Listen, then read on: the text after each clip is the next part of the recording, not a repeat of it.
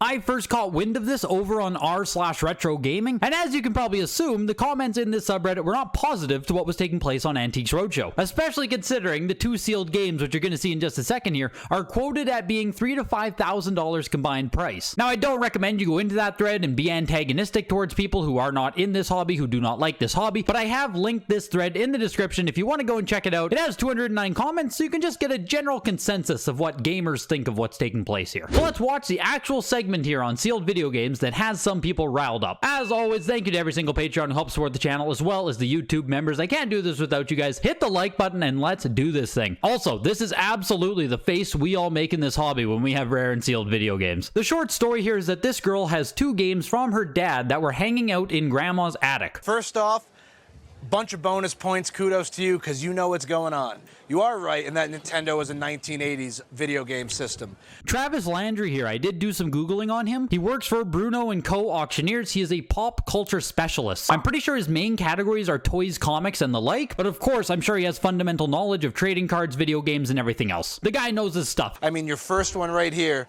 Super Mario Brothers 3. I wouldn't be exaggerating if that, as a kid with my older brother, we played over 30 hours on that game. I feel like this has to be a slip, right? Like, there's no way he meant to say 30 hours in that sentence. I wouldn't be exaggerating if I played 30 hours of Mario Bros. 3, and the little girl is just baffled, right? 30 hours on a video game. You're a madman. I have weekends where I would have spent 30 hours on a video game. He must have meant 300 hours, or this dude is fake gamer confirmed. Now, also here we have Double Dragon.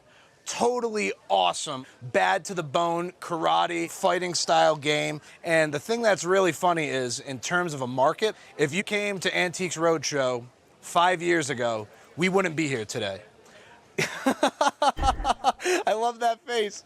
The collectible video game market really exploded 2019 into 2020. Oh yeah, this dude has seen the Carl video. Travis knows what took place. We've seen some very big numbers, very volatile numbers. The Super Mario Brothers 3.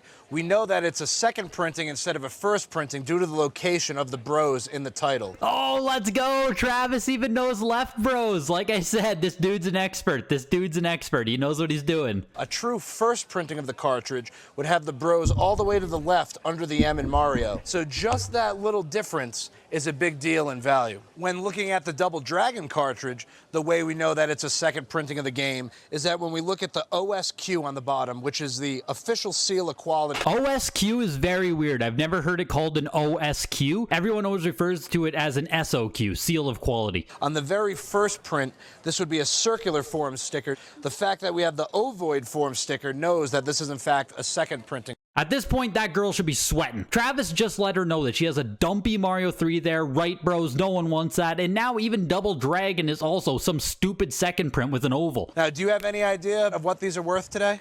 I don't know, about $100. All right, Travis, seal this, man. She just said maybe they're worth $100. Now, if Travis knows anything, this is the part where you catch Granny slipping. I know in this case it's a child, but it works the same way. Travis needs to offer her $80 so that they split the difference at $90. This is super easy, Travis. Don't blow this. Ungraded, just factory sealed condition.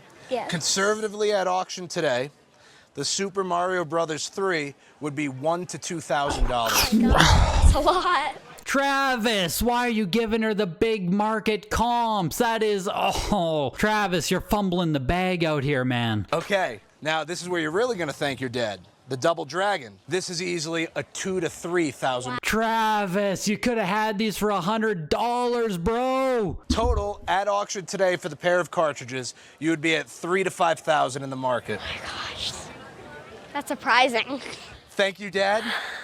Thank you, Dad. Graded perfect 9.8 examples of Super Mario Brothers 3 for the first print have brought upwards of $150,000. Wow. And there's Travis getting a nice pump in there. The 9.8 A++, baby, 150K. But actual jokes aside here, Travis does quote these two games, 3,000 to 5,000 fair market value. The Mario Bros. 3, 1 to 2,000, and the Double Dragon, 2 to 3,000. And honestly, those comps are pretty solid. The Double Dragon specifically, I would say is too high. He's saying 2 to 3,000. The condition on this Double Dragon looks like it's maybe a 7.5. The entire top of the box is smashed inwards, and it looks like there's creasing all down down this side as well. So it's a pretty crushed copy of Double Dragon. I assume you're looking at more like 1,500 to 2 grand on that. The Mario Bros 3, I assume 1,500 as well. So the low estimate of 3,000, probably not that terrible, honestly. So as far as this goes, Antiques Roadshow showing off some sealed games. This is like a very, very realistic take on the market right now in 2023. So you're probably wondering then, after watching this, why is everyone so mad? People are mad that sealed games in general have value. People are mad that factory sealed means a normal game can be worth $1,000, $10,000. That is the part that makes people mad. First of all, they'll just blame WATA, say it was fake, cite the Carl Jobs video, and because of what happened from 2019 through 2021, as what was shown in the Carl Jobs video, people just think every single sale is fake, no value exists, it's all a scam, without separating out which parts of it were manufactured and which parts weren't. And Travis here is a pretty random dude who I don't think has any affiliation with any of these companies as far as I can see, but he also knows how to look at the market objectively and see the current sale prices for these items. And that just is what it is. I mean, that copy of Mario Bros 3 right there, I said maybe $1,000, $1,500. I bought my copy in 2015-ish for $300. These games weren't worthless. These games always had value. It's just that no one paid attention to factory sealed games. Now that there is a ton more people paying attention to them, yes, the values on them did go up. They went up way too damn high, and that's why we're seeing prices absolutely collapse on a lot of these games. But the games still have value, and I think they're going to continue to have value. And if you don't think they do have value, then I recommend you do not buy this value. Do not go near sealed games. You can buy both of those games loose for like 40 bucks. There's nothing to be mad about. If you just want to buy these games to play them,